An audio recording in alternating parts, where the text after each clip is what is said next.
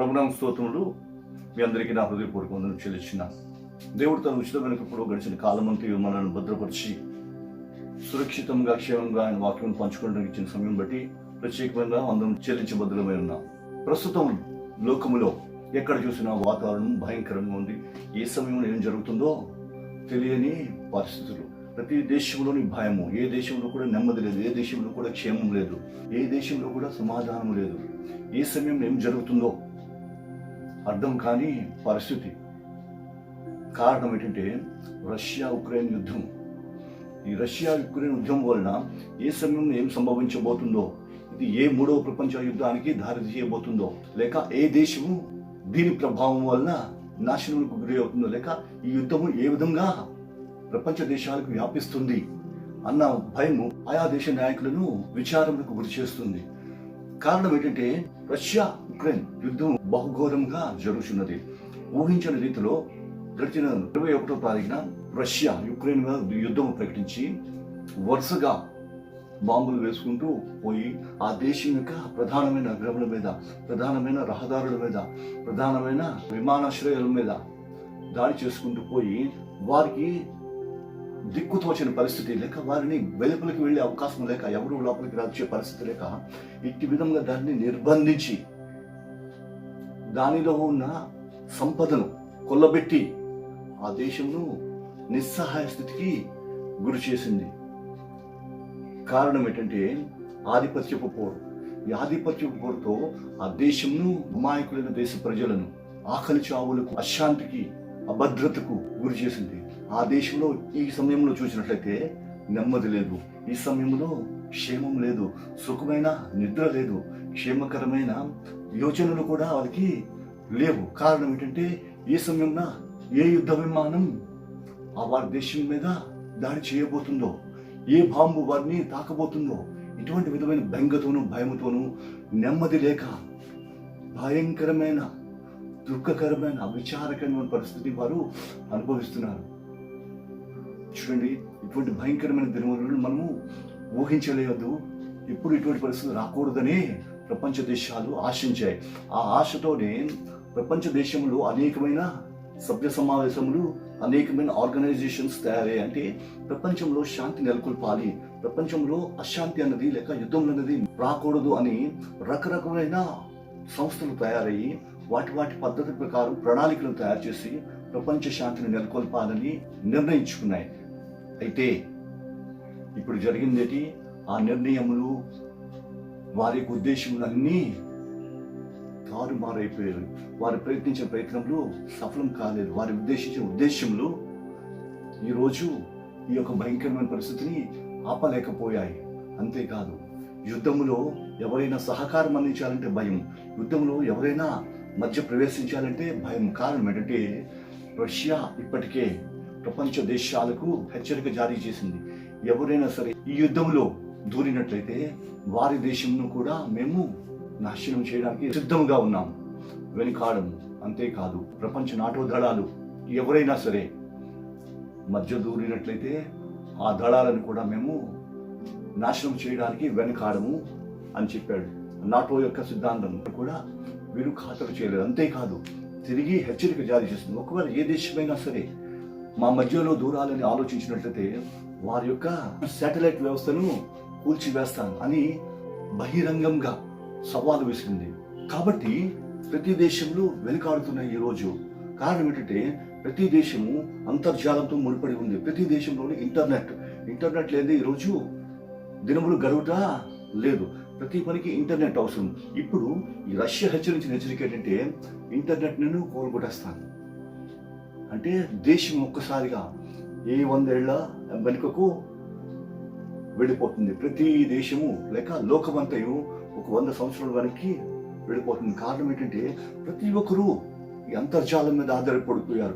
ఈరోజు ఏ విషయం చూడాలన్నా అంతర్జాలమే, ఏ విషయం ఆలోచించాలన్నా అంతర్జాలమే, ఏది కావాలన్నా ప్రతిదీ అంతర్జాలమే. కారణం ఏంటంటే అంతర్జాలానికి అలవాటు పడిపోయిన మనిషి. ఈ విధంగా మనిషి దేవుడు తనకిచ్చిన ఆధిక్యతను లేక తనకిచ్చిన వివేచన వరమును అంతర్జాలంలో పెట్టి మనిషి ఆలోచన శూన్యుడై లోకంలో జీవిస్తున్నాడు. అంతగా అంతర్జాలమునకు లేక ఇంటర్నెట్కు మానవుడు వాడుక అయిపోయాడు. ఈరోజు ఇంటర్నెట్ లేకపోతే లోకము నడవదు. కాబట్టి అటువంటి ఇంటర్నెట్ని గురిగా పెట్టుకొని ఈరోజు ప్రపంచాన్ని అలా నిలబెట్టగలిగాడు. ఇప్పుడు అమెరికా ముందుకు వద్దామంటే అమెరికాకు భయం. నాటో దళాలు ముందుకు రావాలంటే నాటో దళాలకి భయం. ఏ దేశమైనా మధ్యకు వెళ్ళాలంటే ఆ దేశంకు భయం. కారణం ఏంటంటే వ్లాదిమిర్ పుతిన్ ఇచ్చిన హెచ్చరిక, మా మధ్యలో ఎవరిని దూరినట్లయితే మీ దేశం యొక్క శాటిలైట్ వ్యవస్థను నేను టార్గెట్ చేస్తాను అని అతను ఇచ్చిన హెచ్చరికను బట్టి ఈరోజు ఏ దేశము కూడా ముందుకు రాలేకపోతుంది. అక్కడ ఉక్రెయిన్లో దీనమైన స్థితి కనిపిస్తుంది. ప్రపంచ దేశాలు చలించిపోతున్నాయి, కానీ సహాయానికి కూడా ముందుకు వెళ్ళడానికి ఎవరికి అవకాశము లేదు. కారణము ఈ యొక్క శాటిలైట్ వ్యవస్థ అన్నది ఒకటి కట్టుబడి చేసేస్తుంది. గమనించండి ప్రియులారా, మానవులు అభివృద్ధి అని అభివృద్ధిని బట్టి సంపాదిస్తుంది ఏంటిది అంటే తనకు తానుగా బందీ అయిపోతున్నాడు. తనకు తానుగా తన ఉనికి లేక తనకున్న పరిజ్ఞానమును శాటిలైట్కి అందించి తను జ్ఞానహీనుడిగా తయారైపోయి ప్రతి ఒక్కటి దాని మీద ఆధారపడడం వల్ల ఈరోజు ఈ మానవుని యొక్క బలహీనతను పుతిన్ రష్యా అధ్యక్షుడు వాడుకుంటున్నాడు. అందువల్లనే ఏ దేశము కూడా ముందుకి రాలేకపోతుంది. శాంతి ఒప్పందములు ఉన్నాయి, వాటన్నిటిని అతను ఉల్లంఘించాడు.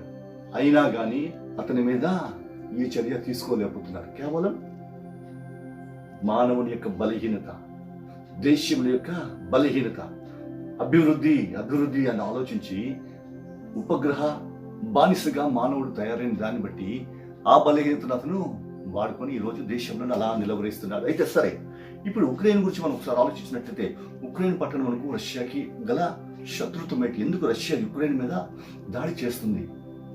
ఏమి సంపాదించాలన్నది లేక ఏమి సాధించాలి అన్నది రష్యాకు ఉద్దేశం అన్నది మనం ఒకసారి ఆలోచిద్దాం. ఉక్రెయిన్ అధిక క్రైస్తవ జనాభా కలిగిన దేశము. రష్యా సోషలిస్టిక్ కంట్రీ, దాని సిద్ధాంతం అంతా కమ్యూనిజం. ఇప్పుడు అధిక క్రైస్తవ జనాభా కలిగిన ఉక్రెయిన్ దేశమును వ్లాదిమిర్ పుతిన్ స్వాధీనపరచుకోవాలని ప్రయత్నిస్తున్నాడు. కారణం ఏంటంటే ఇది తమ దేశ భూభాగము.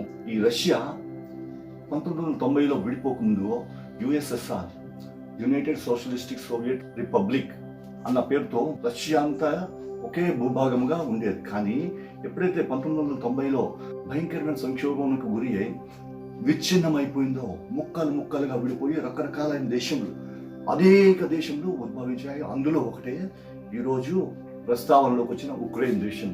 ఈ ఉక్రెయిన్ దేశము ఈరోజు ఒక స్వతంత్ర రాష్ట్రంగా జీవిస్తున్న సమయంలో రష్యా ఉక్రెయిన్ మీద దాడి చేస్తుంది. కారణం ఏంటంటే ఉక్రెయిన్లో ఉన్న సంపదను, ఉక్రెయిన్లో ఉన్న ఉత్పత్తిని స్వాధీనపరుచుకోవాలి అన్న దురహంకారంతో ఈ వ్లాదిమిర్ పుతిన్ లేక రష్యా అధ్యక్షుడు దాని మీద దాడి చేయించినాడు. కాబట్టి ఈరోజు ఉక్రెయిన్ దేశము, ఉక్రెయిన్ దేశ వాసులు, ఉక్రెయిన్ దేశం యొక్క సంఘము భయంకరమైన పరిస్థితిని ఎదుర్కొంటుంది. ఈ భయంకరమైన పరిస్థితులను ఎదుర్కొంటున్న ఉక్రెయిన్ దేశముని గురించి ప్రార్థించవలసిన భారము నీ మీద, నా మీద ఉన్నది. ముఖ్యంగా అక్కడ శాంతి నెలకొనాలని, అక్కడ క్షేమం కలగాలని మనము ప్రత్యేకంగా ప్రార్థన చేయాలి. అయితే ఉక్రెయిన్ గురించి ఆలోచించే ముందు అసలు ఉక్రెయిన్ గురించి మనం ఒక 3 విషయాలు తెలుసుకోవాల్సి ఉంది. మొట్టమొదటిగా ఉక్రెయిన్ అధిక క్రైస్తవ జనాభా కలిగిన దేశము. ఉక్రెయిన్లో 76% జనాభా సంప్రదాయ క్రైస్తవులు, 10% రోమన్ క్యాథలికులు. అదే సమయంలో సువార్థిక సంఘములు, అంటే సువార్తను బట్టి రక్షింపబడిన సంఘములు 2%గా ఉంటున్నారు. ఈ విధంగా మొత్తము 87% క్రైస్తవ జనాంగం గల ఆ ఉక్రెయిన్ దేశము 221 ఎన్నికలలో ఇంచుమించుగా 500 మంది సువార్థిక సంఘములు, అంటే సువార్త ద్వారా రక్షింపబడిన సంఘములలో నుంచి 500 మంది ప్రభుత్వ పాలనా వ్యవస్థలో ఎన్నికయ్యారు. ఈ ప్రభుత్వ పాలనా వ్యవస్థలో ఎన్నికైన వారిలో ఉక్రెయిన్కు పశ్చిమంగా ఉన్న ప్రధాన నగరమైన రివ్నా మేయరు కూడా ఒకరు. ఇప్పుడు ఉక్రెయిన్ ప్రపంచ క్రైస్తవ జనాంగానికి యుద్ధ కేంద్రంగా తయారైంది. ఇప్పుడు ఆ దేశంలో శాంతి, సమాధానము, దేవుని వాక్కు అవసరమై ఉన్నది. కాబట్టి ఇప్పుడు ఆ ఉక్రెయిన్ దేశం యొక్క సంఘము కొరకు, ఆ ఉక్రెయిన్ దేశం యొక్క క్షేమం కొరకు, ఆ దేశ ప్రజల కొరకు, అక్కడ నెలకొని ఉన్న పరిస్థితుల కొరకు ప్రార్థించవలసిన భారము ప్రపంచ క్రైస్తవ జనాంగం మీద ఆధారపడి ఉంది. నీ మీద ఆధారపడి ఉంది, నా మీద ఆధారపడి ఉంది. కాబట్టి ఆ దేశం యొక్క క్షేమం కొరకు, ఆ దేశంలో నెమ్మది కొరకు, ఆ దేశంలో దేవుడు దర్శించినట్లు మనము ప్రార్థించవలసిన వారమే ఉన్నాం. ఆ దేశంలో జనులు నిద్రను త్యాగం చేసి దేవుని కొరకు, దేవునికి సహాయం కొరకు ప్రార్థన చేయడం మొదలుపెట్టారు. మనం కూడా వారితో చేయగలుగుతామా? మన తోటి సహోదరులు, మన తోటి విశ్వాసి అక్కడ యుద్ధ భూమిలో నిద్ర లేక, తిండి లేక, క్షేమం లేక జీవిస్తున్న సమయంలో సురక్షితమైన క్షేమకరమైన పరిస్థితులను అనుభవిస్తున్న మనము వారితో కూడా చేయి కలిపి ప్రార్థనను చేద్దామా? తన యందు భయభక్తులు గల వారికి సహాయం చేయటకు దేవుడి యొక్క కనుదృష్టి లోకంలో సంచారం చేయుచున్నది. కాబట్టి ఆ దృష్టిని ఆకర్షించే విధమైన ప్రార్థనా సహాయం మనము మన తోటి సహోదరులైన ఉక్రెయినీయులకు అందించాలి. కాబట్టి ఆ దేశం యొక్క క్షేమం కొరకు విసుగగా మనము ప్రార్థన చేద్దాం. మన వంతు సహాయంగా మనం చేయగలిగింది ఎంతకన్నా ఏమీ లేదు. కానీ ప్రార్థనకు ప్రతిఫలం ఇచ్చే దేవుడు తప్పక ఆ దేశమును దర్శిస్తాడు, తప్పక ఆ దేశమునకు క్షేమము దయచేస్తాడు. ఇక్కడ ఉక్రెయిన్లో ఇంకో రెండో విషయం ఏంటంటే, ఉక్రెయిన్ దేశంలో ముఖ్యంగా యూదులైన వారు జీవిస్తున్నారు. ఇశ్రాయేలు జనాంగం దేవుని మీద తిరుగుబాటు చేసినప్పుడు, దేవుని నిర్లక్ష్యం చేసినప్పుడు, దేవుడు కోపగించి ఆయా దేశంలోకి చెదరగొట్టిన సమయంలో ప్రపంచ దేశంలోకి వెళ్ళిపోయిన జనాంగంలో కొంతమంది ఉక్రెయిన్ దేశంలోకి వచ్చి నివాసం ఉంది. వారు నాటి నుంచి అక్కడే స్థిర నివాసం ఏర్పరచుకొని జీవిస్తున్నారు. అట్టి విధంగా క్రైస్తవులుగా జీవిస్తున్నాము. యూదులు ఉక్రెయిన్లో ఇంచుమించుగా 2 లక్షల మంది ఉన్నారు. ఆ 2 లక్షల మంది జనాభా వృద్ధి చెంది ఇంచుమించుగా వారి సంతతి ద్వారా పెరిగిన జనాభా ఇంచుమించుగా 5 లక్షల మంది జీవిస్తున్నారు. అయితే ఇప్పుడు ఈ ఉక్రెయిన్లో బంధింపబడిన ఈ యూదులైన వారిని విడిపించుటకు గాను ఇజ్రాయెల్ దేశము ఒక అడుగు ముందుకు వేసి వారిని విడిపించుటకు రహస్యమైన ప్రణాళికలు చేస్తుంది. ఎటువంటి భయంకరమైన పరిస్థితుల్లో అయినా సరే, ఎటువంటి సహాయం లేని స్థితిలో అయినా సరే, ఎటువంటి భయంకరమైన యుద్ధ పరిస్థితుల్లో కూడా వెనుకాడక తన జనులను, తన దేశపు వారిని విడిపించుటకు ఇజ్రాయెల్ సిద్ధంగా ఉంది. ఏ సమయంలోనైనా తన ప్రణాళికను అమలుపరిచి తన జనులను తన దేశంలో తీసుకొని పోతుంది. దీనికి గాను ఇజ్రాయెల్ చట్టంలో law of return if they choose to, అంటే రాదలుచుకున్న వారు తిరిగి రావచ్చు అన్న యూదుల చట్టం ప్రకారము రావడానికి సిద్ధపడిన వారిని వారు తీసుకొని పోవడానికి ఉద్దేశం కలిగి వారితో చర్చించడం జరుగుతుంది. ఈ చర్చలలో ఇంచుమించుగా 2 లక్షల మంది ఇప్పటికే సిద్ధపడి ఉన్నారు. ఈ ఆపరేషన్ ఏ సమయంలోనైనా జరగచ్చు, ఏ సమయంలోనైనా వారిని తీసుకొని పోవచ్చు. అయితే ఇక్కడ గమనించవలసిన విషయం అంటే, యూదులు తమ దేశంలోకి తిరిగి వెళ్ళిపోతున్నారు. ఇశ్రాయేల్ దేశము వచ్చి వారిని తమ సొంత దేశమునకు తీసుకొని పోబోతుంది. కాబట్టి యూదులకు అక్కడ విడుదల వస్తుంది. తమ స్వదేశంలోకి వారు తిరిగి వెళ్ళిపోతున్నారు. దీనిని ఆపగలిగే వారెవరూ లేరు. ఇశ్రాయేల్ యొక్క రక్షణ వ్యవస్థ అంత పటిష్టమైనది. ఎటువంటి భయంకరమైన పరిస్థితులు ఉండాలైనా సరే తను చేయదలుచుకున్నది చేసి చూపిస్తుంది. అయితే ఇప్పుడు మూడవ విషయం, అసలు ఉక్రెయిన్ మీద రష్యా దాడి చేయడానికి కారణం ఏంటి, ఎందుకు దాడి చేస్తుంది అన్న విషయంలో ప్రధానం మనం ఆలోచించినట్లయితే, ప్రపంచంలో నాటో వ్యవస్థ ఒకటి ఉన్నది. నాటో అంటే నార్త్ అట్లాంటిక్ ట్రీటీ ఆర్గనైజేషన్, అంటే ఉత్తర అట్లాంటిక్ దేశంలో ఒక సహాయ సహకార ఒప్పంద సంస్థ. సంస్థ యొక్క ఉద్దేశం ఏంటంటే, ఆ సంస్థలో సభ్యత్వం కలిగిన దేశాల మధ్య పరస్పర దౌత్య, రాజకీయ, రక్షణ సహాయ సహకారాలు పెంపొందించడం దాని ఉద్దేశం. అంటే ఆ సంస్థలో సభ్యత్వం కలిగిన దేశముల మధ్య పరస్పర సహకారమును అందించాలి, వాటి మధ్య దౌత్యపరమైన సంబంధములను బలపరచాలి, వాటి మధ్య రక్షణ వ్యవస్థను బలపరచాలి, అశాంతికి చోటివ్వకూడదు, భేదాభిప్రాయాలకు చోటివ్వకూడదు. ఈ విధంగా ఆ సమస్త దేశములను ఐక్యపరచాలనేది ఆ నాటో సంస్థ యొక్క ఉద్దేశం. ఆ నాటో సంస్థలో రష్యా కూడా సభ్యత్వం కలిగిన దేశమే. అయితే 2008 నుంచి 2010 మధ్యలో ఈ రష్యా గోరి పోటీ పెరేవే అనే దేశంలను ఆక్రమించుకుంది. దౌత్యపరంగా కాకుండా దౌర్జన్యముతోనూ తనకున్న మిలిటరీ బలగాన్ని బట్టి దౌర్జన్యం చేసి ఆ దేశంలో స్వాధీనపరుచుకుంది. ఎప్పుడైతే ఈ విధంగా స్వాధీనపరుచుకుందో అప్పుడు ఆ నాటో వ్యవస్థ యొక్క క్రమమును ఉల్లంఘించినదైంది. కారణం ఏంటంటే దౌర్జన్యం చేసి ఏ దేశంను ఆక్రమించుకోకూడదు. దౌత్యపరంగా అంగీకారం కుదుర్చుకొని ఒకవేళ ఒకరితో ఒకరు కలిస్తే పర్వాలేదు, కానీ దౌర్జన్యం చేసి తమ మిలిటరీ పవర్ని ఉపయోగించి ఆ విధంగా ఆక్రమించుకోకూడదు. ఇది నాటో సంస్థ యొక్క ఒప్పందంలో ఒకటి. దానిని ఉల్లంఘించి రష్యా ఏం చేసిందంటే ఆ దేశంలోనూ ఆక్రమించుకొని ఆ దేశం యొక్క ఉనికిని తుడిచివేసింది. దీనిని గురించి ఆనాడు నాటో సంస్థ యొక్క హెచ్చరికలను కూడా ఖాతరు చేయకుండా రష్యా దూసుకుపోయింది. దీని ప్రభావం వల్ల 2014లో నాటో సంస్థ ఈ రష్యాని బహిష్కరించి ఎటువంటి సహాయ సహకారాలు ఇక మీద రష్యాకి అందించకూడదు, రష్యాతో ఎటువంటి పరస్పర సంబంధాలు ఉండకూడదు అని ఆ నాటో సంస్థ ఒక నిర్ణయం తీసుకొని రష్యాని బహిష్కరించింది. ఎప్పుడైతే రష్యాని ఈ సంస్థ బహిష్కరించిందో నాటి నుంచి రష్యా ఈ నాటో సంస్థను వ్యతిరేకించి తన పద్ధతిని తను పాటిస్తూ తన ఇష్టానుసారంగా తను జీవిస్తుంది. అయితే ఉక్రెయిన్ విషయం వచ్చేసరికి ఉక్రెయిన్ విషయం గురించి ఆలోచించినట్లయితే ఈ ఉక్రెయిన్ రష్యాలో ఒక భూభాగమైనందున ఇది నాటోలో చేరకూడదు అన్నది రష్యాకు ఉద్దేశం. కారణం ఏంటంటే ఇది స్వతంత్రమైన దేశం కాదు. ఇప్పటి వరకు దీనికి ప్రత్యేకమైన గుర్తింపు లేదు. ఒకవేళ నాటోలో చేరితే దీనికి ఒక ప్రత్యేకమైన గుర్తింపు, దీనికి ఒక ప్రత్యేకమైన హోదా వస్తుంది. ఆ విధంగా ఉక్రెయిన్కి రావడం రష్యాకి ఇష్టం లేదు. కారణం ఏంటంటే అది రష్యాలో అంతర్భాగం. సో తనలో అంతర్భాగమైన ఈ దేశము ఈరోజు నాటోలో చేరితే దానికి ఒక ప్రత్యేకమైన గుర్తింపు వచ్చి అదొక దేశంగా ఆవిర్భవించి దానికి స్వతంత్రం వస్తుంది. ఆ విధంగా స్వతంత్రం రాడు ఈ రష్యాకి ఇష్టం లేని కారణం చేత ఉక్రెయిన్ని నాటోలో సభ్యత్వం తీసుకోకూడదు అని హెచ్చరించినప్పటికీ ప్రపంచ దేశాల యొక్క సపోర్ట్ తీసుకొని ప్రపంచ దేశాల యొక్క సహకారం బట్టి ఆ నాటో సంస్థలో సభ్యత్వం సంపాదించి ఇప్పుడు ఉక్రెయిన్ ఒక దేశము అన్న ప్రత్యేకమైన గుర్తింపునకు అర్హత సంపాదించింది. నాటో దేశంలో ఒక సభ్య దేశంగా ఇది తయారైంది. కాబట్టి ఇప్పుడు రష్యా ఎలాగైతే ఒక దేశమో అదేవిధంగా ఉక్రెయిన్ ఒక దేశము నాటో దృష్టిలో. అదే నాటోని రష్యా వ్యతిరేకిస్తుంది.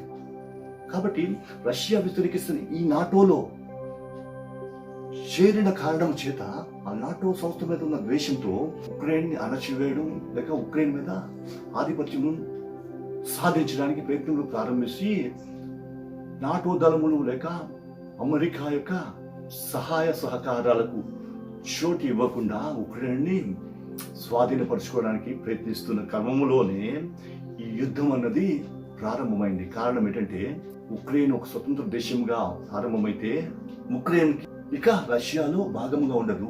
ఉక్రెయిన్ మీద రష్యా యొక్క ఆధిపత్యం ఇంకా చెల్లదు. నాటి నుంచి తనకు పోటీగా ఒక దేశంగా తయారవుతుంది.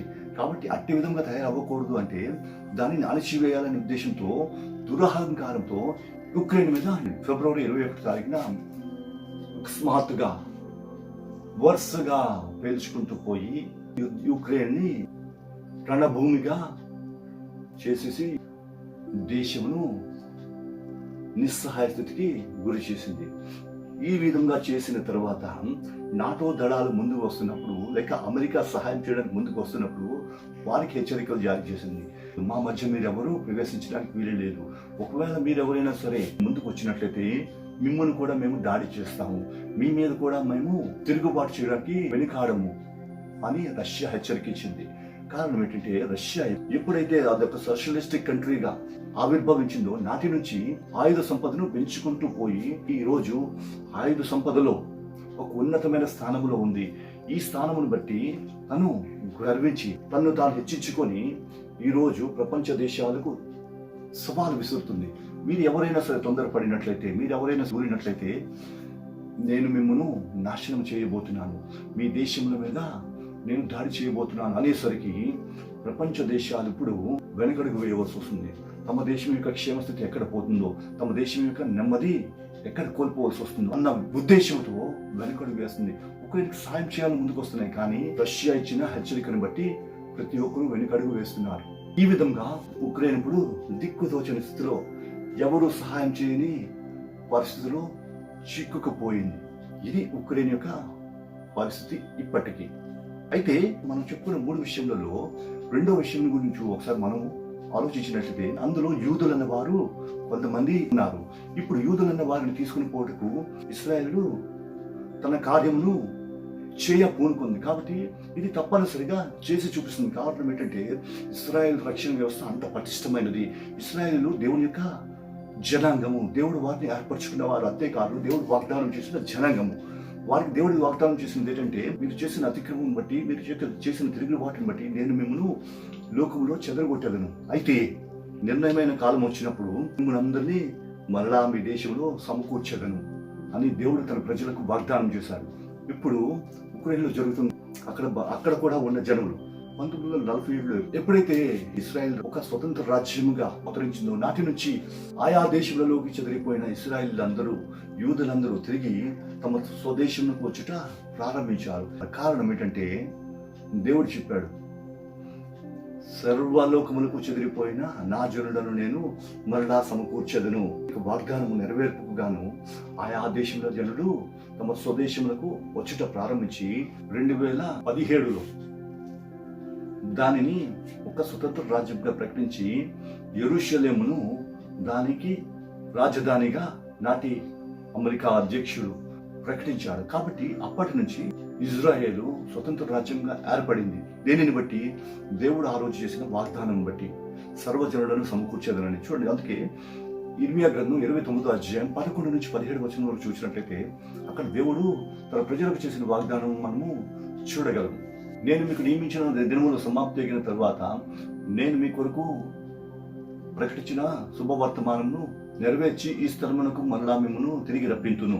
నేను మిమ్మల్ని గురించి ఉద్దేశించిన సంగతులను ఎరుగుదును. రాబో కాలంలో మీకు నిరీక్షణ కలిగినట్లు అవి క్షేమకరమైన ఉద్దేశములే గాని హానికరమైనవి కాదు అని చెప్తూ 14వ వచనంలో చెప్తాడు, నేను ఏ దేశంలోనికి నేను పంపించి వేశానో ఆయా దేశంలో నుంచి మరలా మిమ్మును సమకూర్చదును. ఎచ్చటి నుండి మిమ్మును చెరకు పంపించదును, అక్కడికే మిమ్మును తిరిగి రప్పించదును. సరే, ఈ విధంగా రాయబడిన దాన్ని బట్టి 31వ అధ్యాయం 17వ వచనం చూసినట్టయితే అక్కడ చెప్తాడు, చెర పంపిన తర్వాత చెరలో ఉండగా వారు పెట్టిన మొరను బట్టి దేవుడు వారికి సమాధానం ఇస్తూ, రాబో కాలములో మీ పిల్లలు తమ స్వదేశమునకు తిరిగి వస్తురు. ఈ వాగ్దానాన్ని బట్టి దేవుడు శిక్షించిన తన జనులైన ఇశ్రాయేలుకు మరలా ఒక వాగ్దానం ఇస్తున్నాడు. నేను మిమ్మల్ని శిక్షించిన రీతిని బట్టి మిమ్మల్ని మీరు తగ్గించుకుని నా సన్నిధిలో ప్రార్థించిన సమయమున నేను మరలా మిమ్మును మీ పిల్లలను తమ స్వదేశమునకు తిరిగి రప్పించదనని ఆనాడు చేసిన వాగ్దానం బట్టి ఈ దినములలో దేవుడు తన ప్రజలైన వారిని తన దేశమునకు సమకూర్చుకుంటున్నాడు.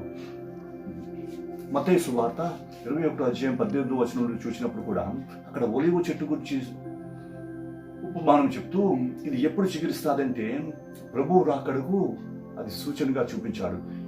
ఇది మొలిచినప్పుడు దినములు రాకడ సమయము సమీపించినది అని మీరు గుర్తెరగండి అని చెప్పాడు. ఈ ఒలివ చెట్టు తిరిగి చిగురు పెట్టుట అంటే చెదిరిపోయిన ఇశ్రాయేలు తిరిగి కూడుట, మన స్వదేశమునకు చేరుట.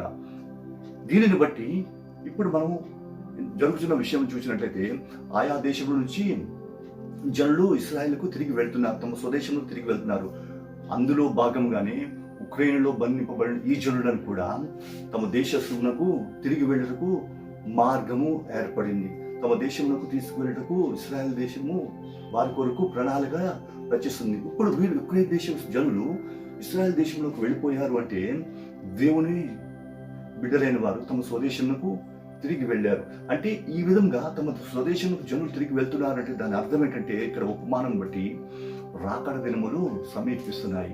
ఎప్పుడైతే ఇశ్రాయేలీల ప్రవేశము తమ దేశంలోనికి సంపూర్తి ఎగిపోతుందో, ఎప్పుడైతే చెదిరిపోయిన ఇశ్రాయేలీలందరూ తమ స్వదేశం తిరిగి చేరిపోతారో అప్పుడు ప్రభువు రాకడ వస్తుంది.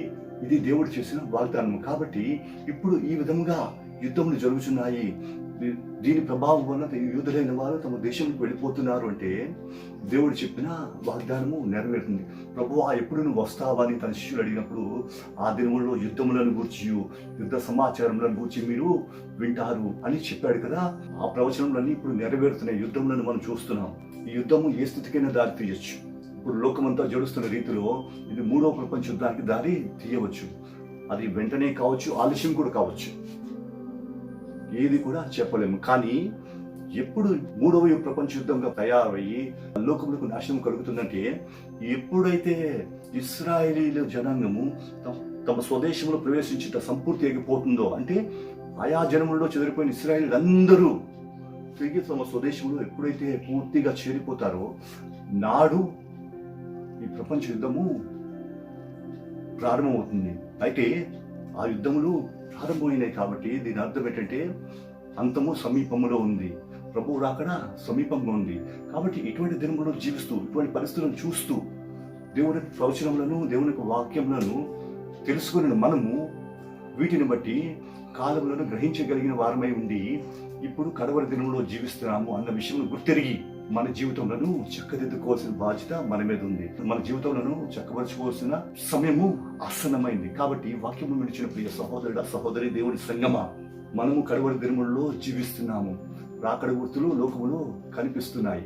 దీనిని బట్టి ఏ సమయమున ప్రభువు వచ్చునో మనకి తెలియదు గనుక ఆ రాకడలో నీవు నేను ఎత్తబడినట్లు మనలను మనము చక్కపరచుకోవాల్సిన దినములు, అటువంటి సిద్ధపడవలసిన దినములలో జీవిస్తున్నా నీవు నేను మన విశ్వాసమును, మన పరిస్థితిని కాపాడుకొంచు, దినదినము మనలను మనము పరిశుద్ధపరచుకొంచు సిద్ధపాటు కలిగిన వారమై జీవించినట్లయితే ఏ దినమో ఏ క్షణమో ప్రభువు రాకడ, ఆ రాకడలో నీవు నేను ఎత్తబడగలము.